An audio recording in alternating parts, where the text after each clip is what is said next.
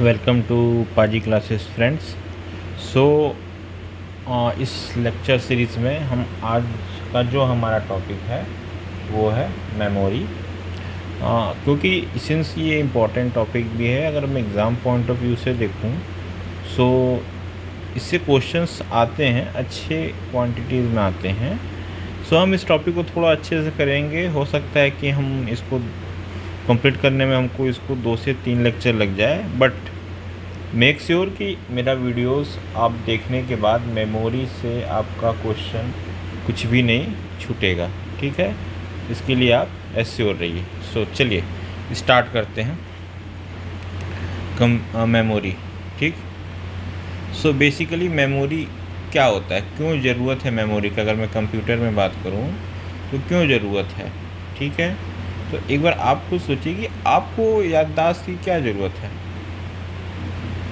But आपको कुछ काम करने के लिए, कुछ इन्फॉर्मेशन स्टोर रखने के लिए, कुछ डाटा स्टोर रखने के लिए, अगर हम कंप्यूटर के लैंग्वेज में बात करूं तो आपको ज़रूर मेमोरी की ज़रूरत है, एक स्टोरेज यूनिट की ज़रूरत है। और यही स्टोरेज यूनिट क्या है, हम कंप्यूटर की भाषा में बोलते हैं इसको मेमोरी, ठीक है। तो memory is just like a human brain, ठीक है। ये क्या काम करता है, डाटा स्टोर करने का काम करता है ना। और जो हम प्रोग्राम या कमांड हम जो देते हैं, ठीक है, उसको टेम्पररी और परमानेंट बेसिस पे कंप्यूटर में यूज़ करना है, कैसे करना है, कैसे स्टोर रखना, इसके लिए हम मेमोरी का इस्तेमाल करते हैं, ठीक है। चलिए, सो बेसिकली अगर हम मेमोरी को क्लासीफाइड करना चाहें, है ना, तो हम इसको 3 क्लास में 3 टाइप से क्लासीफाइड मतलब 3 भाग में बांट सकते हैं, ठीक है। पहला हम यूज़ करते हैं प्रोसेसर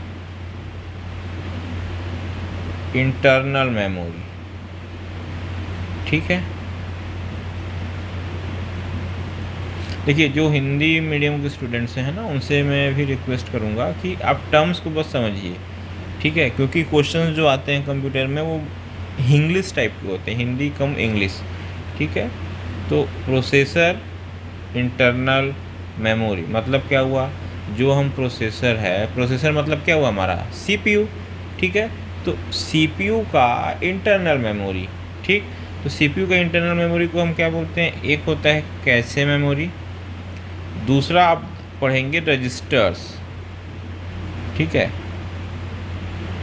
ये वो रजिस्टर्स नहीं है जो आप समझ रहे हो, मतलब जो बुक कॉपी पेन रजिस्टर वो वाला नहीं है, ठीक है। रजिस्टर भी अ टाइप ऑफ मेमोरी है, ठीक है, जिसमें बहुत स्मॉल यूनिट में डेटा सेव रहता है। और इसको सीपीयू या बोले हम प्रोसेसर, जब इसकी रिक्वायरमेंट होती है उस हिसाब से डेटा यहाँ से वो रिट्रीव करता है, मतलब डेटा निकाल लेता है, डेटा अपने आवश्यकता अनुसार उसका उपयोग करता है, ठीक है। दूसरा होता है प्राइमरी मेमोरी, ठीक। और तीसरा हो गया सेकेंडरी मेमोरी, ठीक है। तो प्राइमरी मेमोरी क्या होता है, हमने लास्ट लेक्चर में भी देखा था कि प्राइमरी मेमोरी क्या होता है, वोलाटाइल होता है, मतलब टेम्पररी होता है, ठीक है। मैंने बताया था ना कि प्राइमरी मतलब फर्स्ट पोजीशन कभी भी परमानेंट होता है क्या, नहीं, कभी ना कभी किसी न किसी से रिप्लेस होता है। तो बस ये याद करने का तरीका है, ठीक है। सो जो प्राइमरी मेमोरी है वो क्या होगा, प्राइमरी मेमोरी होगा टेम्पररी मेमोरी, ठीक है। कंप्यूटर आप बंद करोगे तो जो भी उसमें स्टोर रहेगा वो डेटा डिलीट हो जाएगा, ठीक। वैसे ही हुआ सेकेंडरी मेमोरी। सेकेंडरी मेमोरी क्या है, सेकेंडरी मेमोरी आपका परमानेंट मेमोरी है। आप कंप्यूटर बंद करो, कंप्यूटर चालू करो, है ना, किसी एक से दूसरे सिस्टम में आप मेमोरी को डालो, वो डेटा जो उस मेमोरी में स्टोर है वो वैसे ही रहेगा, ठीक है, जब तक आप उस मेमोरी डिवाइस को ख़राब ना करो, बर्बाद ना करो, तोड़ो न तोड़ो, है ना। तो ये समझ में आया कि प्रोसेसर इंटरनल मेमोरी क्या हुआ। प्रोसेसर इंटरनल मेमोरी के अंदर हम देखेंगे कैचे मेमोरी और रजिस्टर्स, ठीक। ये मैं क्यों बता रहा हूँ आपको, हो सकता है कि आपसे क्वेश्चन पूछ दे कि register is a type of, ठीक है, तो मेमोरी। कैचे मेमोरी तो सब सुने हैं, क्वेश्चंस इतने आए हैं इससे, ठीक है। तो ये वो आपका बेसिक थोड़ा सा इंफॉर्मेशन। चलिए अब आगे बढ़ते हैं। मेमोरी में डेटा स्टोर कैसे होता है, अगर मैं बात करूं तो कुछ तो प्रक्रिया होगा, कुछ टेक्नोलॉजी होगा, है ना, कुछ प्रोसेस होगा जिसके चलते, जिसके कारण, है ना, जिसकी सहायता से हम मेमोरी में जो हमारा डाटा है वो हम स्टोर कर सकते हैं। ठीक है, ठीक है। तो पहले तो हम ये समझते हैं कि स्टोर कैसे कैसे हो सकता है। ठीक है, तो देखिए क्या क्या मीडियम है। एक होता है इलेक्ट्रॉनिक, मतलब इलेक्ट्रॉनिकली हम सारा अपना डेटा है वो स्टोर कर सकें। तो जहाँ भी इलेक्ट्रॉनिक तरीके से इस डेटा को हम स्टोर करेंगे ना, वो कौन सा मेमोरी टेक्नोलॉजी कहेंगे या मेमोरी कहेंगे, सेमीकंडक्टर। ठीक है, वो कौन सा टेक्नोलॉजी है, सेमीकंडक्टर मेमोरीज। मतलब आप इससे याद रखिए कि सेमीकंडक्टर मेमोरीज में, ठीक है, सेमीकंडक्टर मेमोरीज में हमेशा इलेक्ट्रॉनिक मेथड के इस्तेमाल करके हम डेटा को उसमें रीड या राइट करते हैं। ठीक है, एक हो गया मैग्नेटिक मेमोरीज। ठीक, मतलब क्या हुआ, हम उसमें कुछ ना कुछ मैग्नेटिक का प्रभाव रहेगा जिसके इस्तेमाल से हम मेमोरी को, सॉरी, अपने डेटा को या इन्फॉर्मेशन को उसमें स्टोर करेंगे। मैं बात करूं तो क्या होता है, अगर आप लोगों के पास एटीएम कार्ड होगा, ठीक है, एटीएम में अब जो है वो चिप आने लगा है। पहले क्या आता था, है ना, मैग्नेटिक स्ट्रिप रहता था काला रंग का, उसको हम उसमें डालते थे, तो वो क्या करता था, उसमें आपका डेटा, आपके बैंक का सारा चीज़ उसमें स्टोर रहता है। जैसे ही आप उसको एटीएम में डालोगे, ठीक है, वहाँ से वो रीड करता है कि हाँ भैया फलाना फलाना बैंक है, खाता नंबर ये है, इस ब्रांच है, इसमें इतना पैसा है, इनसे इतना पैसा निकालने बोला जा रहा है। मतलब क्या हुआ कि वो जो एटीएम कार्ड है ना, वो आपका अच्छा एग्जांपल है मैग्नेटिक मेमोरीज़ का। ठीक है, उसके बाद हो गया ऑप्टिकल मेमोरी। ऑप्टिकल मेमोरी मतलब लेज़र बीम से जिसमें हम डेटा को स्टोर करते हैं, या डेटा को हम उसकी सहायता से हम मतलब रीड कर सकते हैं, मिटा सकते हैं, प्रयोग में ला सकते हैं। तो ये वो आपका ऑप्टिकल मेमोरी। ठीक है, अच्छा, अब देखिए मेमोरीज में डेटा स्टोर करने के तरीके या डेटा को प्रयोग में लाने के तरीके कैसे कैसे कर सकते हैं। चलिए हम एग्जांपल से समझते हैं ना। ये एक आपका मेमोरी है, ठीक है, कोई भी मेमोरी हो सकता है, प्राइमरी मेमोरी हो, रैम हो, सीडी हो, हार्ड डिस्क हो, पेन ड्राइव हो, कुछ भी हो। ठीक, ये मेमोरी है। मेमोरी को आप ऐसा समझो कि एक बक्सा है। ठीक है, तो बक्सा में सामान रखने के या सामान सजाने के दो तरीके हो सकते हैं। क्या हो सकता है कि पहले आप नीचे को पूरा फुल करो, है ना, उसके बाद उसके ऊपर उसके ऊपर उसके ऊपर उसके ऊपर ऐसे करके पूरा बक्सा फुल हो गया। ये पहला मेथड हो गया। दूसरा मेथड क्या हुआ कि मैं सामान लाया, ठीक है, चुपचाप इसमें ऊपर से ऐसे डाल दिया, तो कुछ सामान यहाँ पड़ा, कुछ यहाँ पड़ा, कुछ यहाँ पड़ा, कुछ यहाँ पड़ा, कुछ यहाँ पड़ा, कुछ यहाँ पड़ा। ठीक है, रैंडमली टाइप से, मैं ये बोलना चाह रहा हूँ कि रैंडम टाइप से, कोई सीक्वेंस में हम नहीं सामान को बक्से में रखे हैं। तो अब होगा क्या, आप इसको समझिए ना। अगर मैं इसमें से बोलूँगा, ठीक है, इसको हम लिख देते हूँ B, इसको लिख देता हूँ X। तो B है, उसके ऊपर X सजा है, उसके ऊपर Y सजा है, उसके ऊपर Z सजा है। तो मैं बोलूँ कि भैया मेरे को B में जो भी डाटा सेव है वो चाहिए। ठीक है, B में जो भी डाटा सेव है हमको वो चाहिए। तो अगर आपको मैं बोलूँ कि B में कुछ सामान रखा हुआ है, हमको वो देखना है कि क्या रखा हुआ, तो आप क्या करोगे, पहले Z को हटाओगे, फिर Y को हटाओगे, फिर X को हटाओगे, तब आपको देखोगे कि हाँ B मिला। B का डब्बा खोलोगे तो उसमें जो भी सामान रहेगा आप समझ पाओगे। तो कहने का मतलब है कि ये जो चीज़ है ना, ये सीक्वेंस में आप देख रहे हो। मतलब अब ऐसा नहीं कि रैंडम में सीधा X में कूद गया, या मुझे सीधा Y में पहले कूदा, फिर Y से सीधा Y हटाया और B में मिल गया। नहीं, पहले आप सीक्वेंस में चले। पहले क्या किए, जो सबसे ऊपर रहेगा Z, उसको चेक करोगे, उसको पहले हटाओगे, या उसको चेक करोगे, then Y, then X, then B. तो ये आपका एक सीक्वेंस प्रॉपर चल रहा है, ठीक है। वैसे ही जब वापस हमको उसको सजाना है, मतलब फिर उसकी वास्तविकता में रखना है, ठीक है। तो आप क्या करोगे, सबसे पहले बी है और बी तो वहीं पे है, उसके ऊपर एक्स रखोगे, फिर वाई रखोगे, फिर जेड रखोगे। मतलब क्या हुआ कि सीक्वेंस में जब हम सजाते हैं, सीक्वेंस में जब सिस्टम जब सीक्वेंस में मेमोरी को खोजता है, ठीक है, एक के बाद एक करके, तो हम उसको बोलेंगे सीक्वेंशियल एसेस या सीरियल, है ना। सीक्वेंस में या सीरियल में खोजता है। दूसरा क्या हो सकता है, डायरेक्ट या रैंडम। मतलब ये बक्सा है, मुझे जब बी चाहिए तो बी ऊपर से मुझे दिख रहा है कि ये बी है, मैं बी यहाँ से उठा ले जाऊँगा, ठीक है। अब देख लूँगा अपने काम का क्या है, फिर मुझे वापस रखना होगा। तो ज़रूरी नहीं है कि बी यहीं रहेगा। अगर स्पेस है बक्से में, तो बी यहाँ भी आ सकता है, बी यहाँ भी आ सकता है, तो ठीक है। तो चलिए अब इसको अपन देखते हैं मेमोरी के माध्यम से। ये आपका लेट सपोज ये CD है, ठीक है। CD देखा होगा, ऐसे रहता है, ऐसे लाइनिंग रहता है ना, ऐसे लाइनिंग रहता है, ठीक है। तो CD में क्या है, अगर मेरे को ये डेटा चाहिए ना, ये वाला, ठीक है, तो क्या होगा, ये डाटा मुझे, अगर सीक्वेंस की बात करूं तो मान लो कि यहाँ से स्टार्ट हो रहा है, ठीक है। सीक्वेंस में होगा तो क्या करेंगे, पहले यहाँ पे जाएगा डेटा, ये मिलेगा, फिर ये मिलेगा, फिर ये मिलेगा, फिर ये मिलेगा, फिर ये मिलेगा, फिर जाके मुझे यहाँ पे पता चलेगा कि क्या है, कैसे, ठीक है। ये हो गया। अगर रैंडम की मैं बात करूँ तो क्या करेगा, सिस्टम डायरेक्ट यहीं पहुँच जाएगा, उसको इससे कोई मतलब नहीं है, ये बाकी दुनिया से कोई मतलब नहीं है। सिस्टम सीधा यहाँ जो कमांड आप दोगे सिस्टम पे, और अगर ये डायरेक्ट वाला मेमोरी है तो क्या करेगा, सिस्टम सीधा यहाँ पे जाएगा, यहाँ से जो भी आपको डेटा चाहिए, इंफॉर्मेशन चाहिए, वो रिट्रीव कर लेगा। तो ये समझ में आया कि सीक्वेंशियल या सीरीज़ क्या है, और डायरेक्ट और रैंडम, है ना, रैंडम अप्रोच क्या है। अगर मैं एग्जांपल से समझाऊं तो एकदम बेस्ट एग्जांपल, एकदम बेसिक एग्जांपल आपसे समझाता हूं।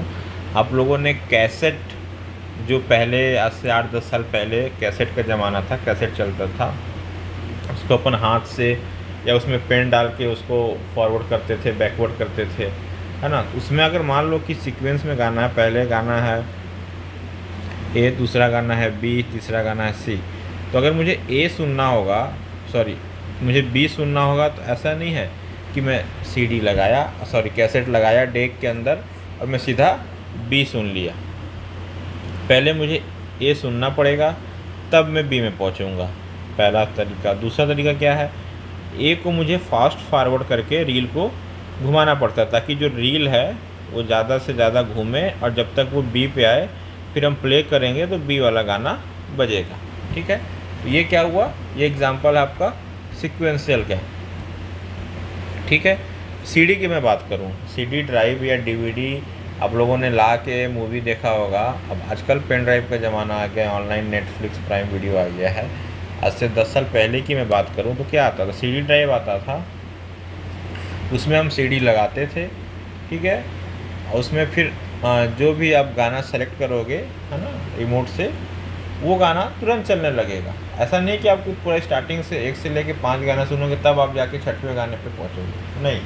आपको 6वां गाना चाहिए, रिमोट से 6 गाना सेलेक्ट करो, कमांड दो, अपने आप 6वां गाना बजने लगेगा। तो ये किसका एग्जांपल हुआ, ये एग्जांपल हुआ रैंडम का, ठीक है। कहीं से भी आपको जो चाहिए वो मिल जा रहा है, वो हुआ रैंडम का या डायरेक्ट का। सीक्वेंस में जाना पड़ेगा तो वो क्या होगा, सीक्वेंस का या सीरियल एसेस का एग्जांपल, ठीक है। चलिए कंप्लीट। तो आई होप ये चीज़ें थोड़ी सी नई हैं, बट समझना ज़रूरी है। क्वेश्चन कहाँ से आ रहा है, कैसे आ रहा है, किसी को नहीं पता है। आप अपना ऐसा तैयारी रखिए कि क्वेश्चन कहीं से आए आपसे बनना चाहिए, ठीक है। तो ये हो गया। उसके बाद हम देखते हैं कि मेमोरीज जो भी हैं, प्राइमरी मेमोरी, सेकेंडरी मेमोरी और कंप्यूटर के प्रोसेसर के इंटरनल मेमोरी, तो इनमें कौन सा, किसका स्पीड ज़्यादा होता है, ठीक है, कौन सा फास्ट है, कौन सा एक्सपेंसिव है, साइज छोटा बड़ा कैसे हो सकता है?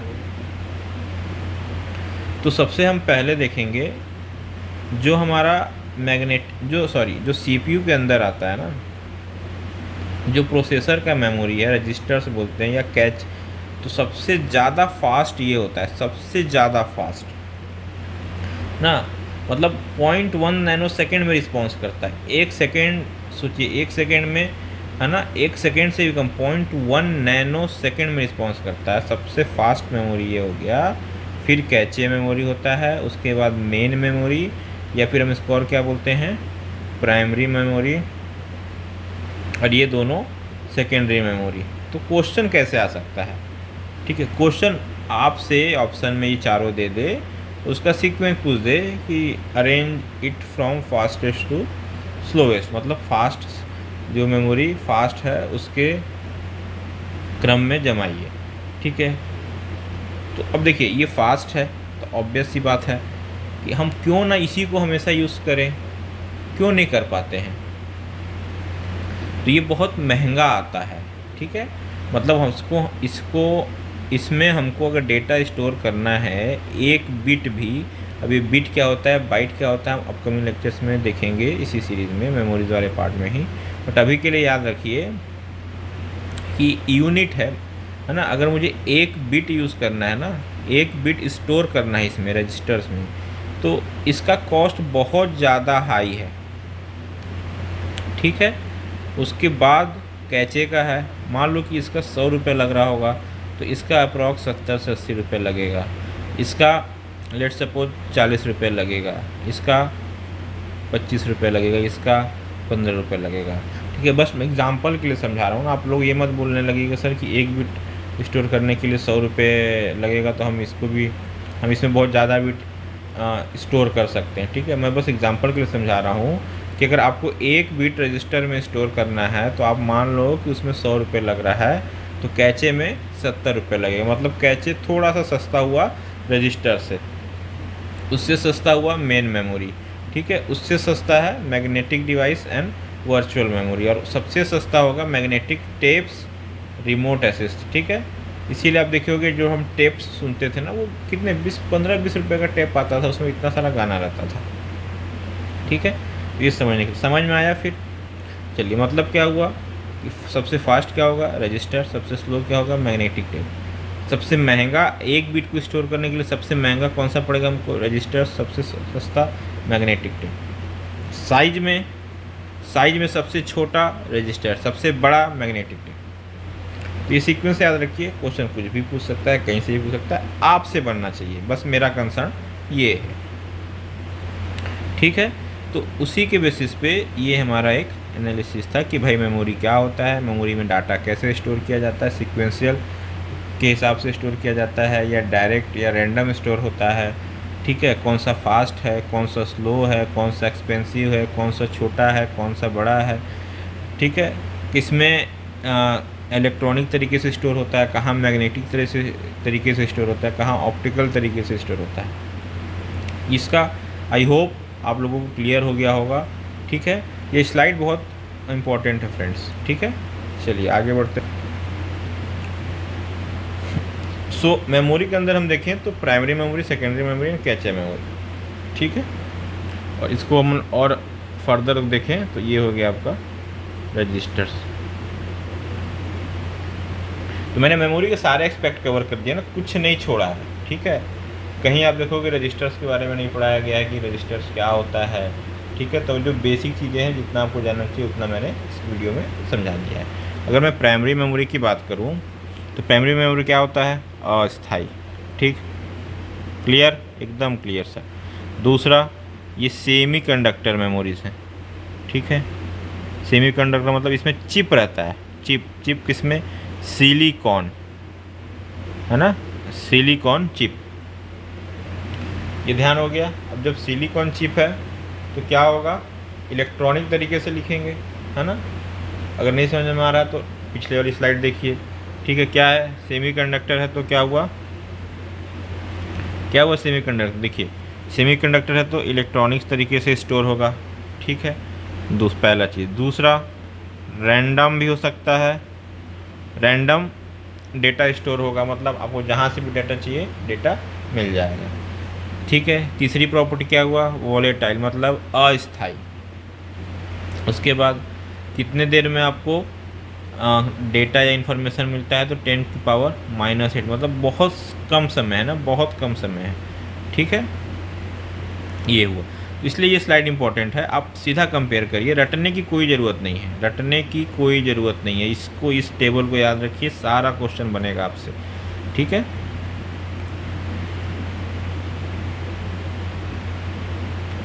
So primary memory basically RAM और रोम। रैम क्या होता है, रैंडम एक्सेस मेमोरी। ठीक है, ये फर्दर इसको हम दो भाग में बांटते हैं, S RAM D R M. ठीक है, उसके बाद हुआ आपका रोम। रोम क्या होता है, रीड ओनली मेमोरी। ठीक है, इसको अगर और हम बांटें तो इसको चार भाग में बांटे हैं, एम रोम, पी रोम, इप रोम, ई पी रोम। ठीक, तो इसके बारे में हम अब देखते हैं कि ये क्या क्या हैं, होती हैं। फ्रेंड्स, आई होप आपको मेमोरीज़ का जो बेसिक है वो क्लियर हो गया होगा। और मुझे ऐसा लग रहा है कि ये वीडियो थोड़ा ज़्यादा लंबा हो जाएगा, तो हम प्राइमरी मेमोरी को नेक्स्ट वीडियो में कवर कर लेंगे, देन सेकेंडरी मेमोरी को उसके बाद एक और वीडियो बना दूंगा मैं। तो ये 3 वीडियो में मेमोरी का हमारा जो पार्ट है वो ख़त्म हो जाएगा। सो चलिए फ्रेंड्स, मिलते हैं नेक्स्ट वीडियो में। हम देखेंगे प्राइमरी मेमोरी क्या होता है, रैम क्या होता है, रोम क्या होता है। ठीक है, तब तक के लिए ध्यान रखिए अपना। Bye bye, take care, thank you.